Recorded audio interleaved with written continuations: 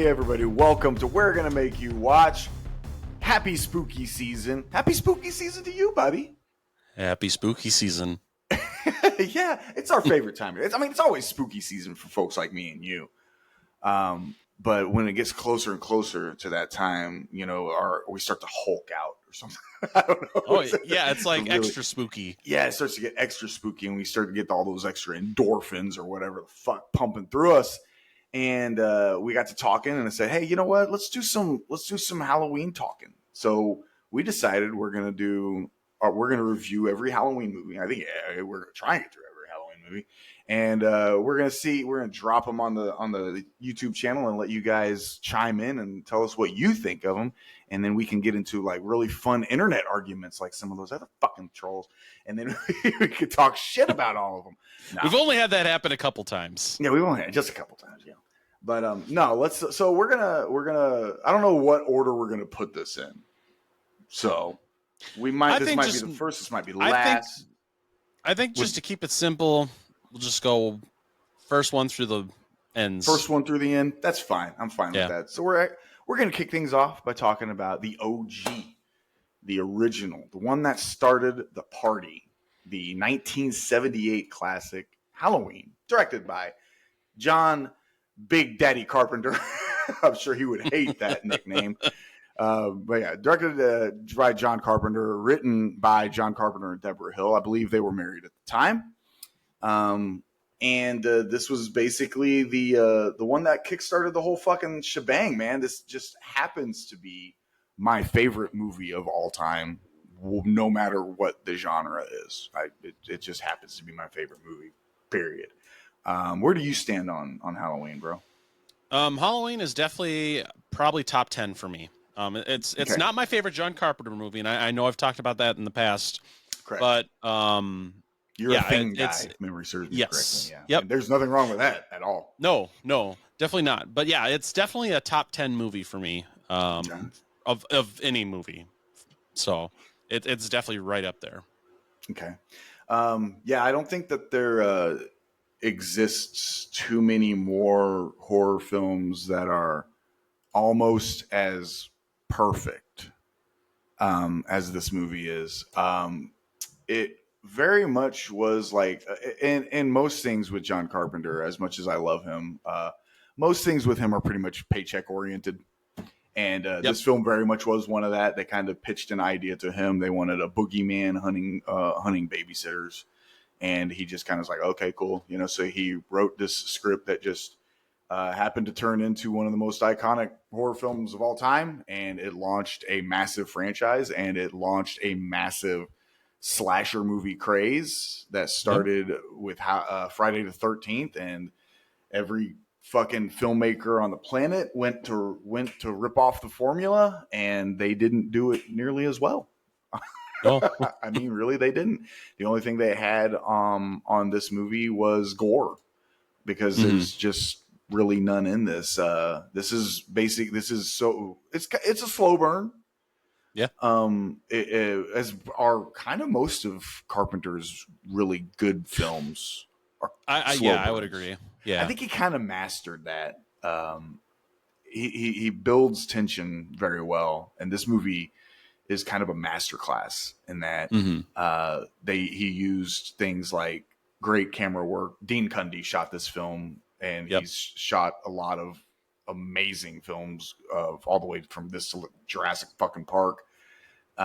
He's one of the best in the business. Yeah, and honestly, I don't think there's a better combination than John Carpenter and Dean Cundey for. I agree completely for filmmaking. I mean, it's they work so well together.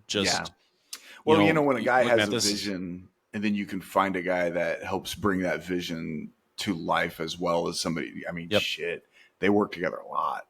I want to say Dean Cundey shot The Thing too. He did. Yeah, he did. Yep. So probably the two best John Carpenter films. I mean, it's been a John and Dean kind of bromance. Yeah. This movie's got it all. John Carpenter did the score. and people found themselves covering their ears instead of their eyes when they were watching the movie because the music was so incredibly unsettling and it was horrifying to them. Probably one of the best movie scores ever made for any movie, honestly. Like, honestly, you could hear this. Anybody could hear this and probably know what it's from. Absolutely, they'll be like, "Oh, that's the Michael Myers theme," or Halloween, whatever the case may be. Absolutely, the original score is a pop culture phenomenon in and of itself, and it's just one of the many things that are a testament to the power of this film. It literally created a whole genre almost. I mean, it was certainly on the cusp of being created with films like Psycho and Black Christmas and even Chainsaw being out there and being in the world. But there was just something about this movie that just launched it into the stratosphere. And it's probably because I would say I believe this was certainly much more commercially successful than any of those other films were. Oh, for sure. It honestly perfected the formula. It did. Because it did. Looking on this movie, I honestly think it's the perfect horror movie. Because number one, it doesn't rely on gore like a lot of these movies rely on, and there's nothing wrong with gore. No, it has its place, but the fact that this builds tension so well and most deaths are not really happening on screen. I mean, you see them on screen, but you don't see like the act of like Michael slashing somebody's throat on screen or anything like that. Like the most we get is when he slices Jamie's arm, Laurie Strode's arm. Yeah. When she finally realizes him.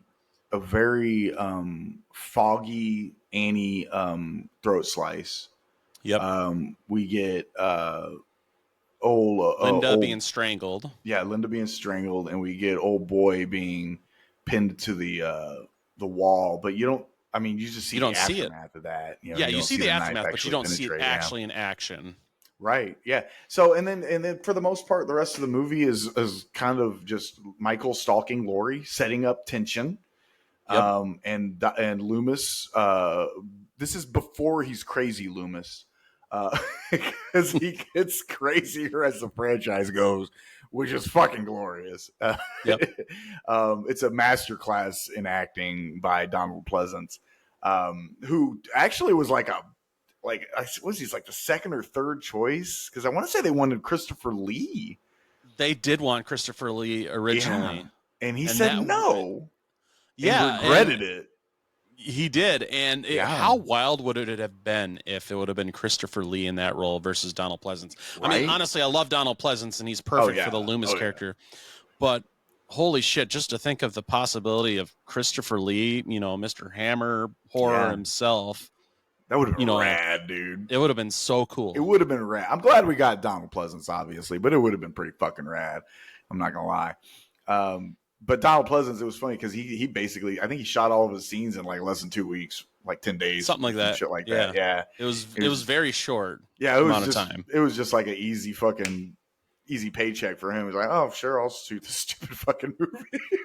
Turns out to be his most iconic role. I mean, right. He was a Bond villain too, guys. The guy was a legit actor. Yes. So yeah, many roles before Halloween. Yeah, a few roles before Halloween. Let's go ahead and let's grade this motherfucker because I know where I'm going. It's an A plus, if you will. I think it's fucking damn near a perfect movie. So yeah, like I said in the beginning, it's the perfect horror movie, and I got to go A plus as well on this. Yeah. So yeah, well.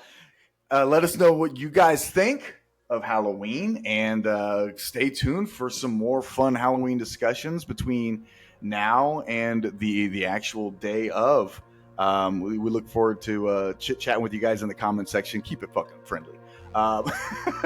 We love you guys so much. Anything you want to say before we slide out of here, buddy? I'm all good. All right. You guys enjoy the spooky season, and we'll catch you all on the next episode.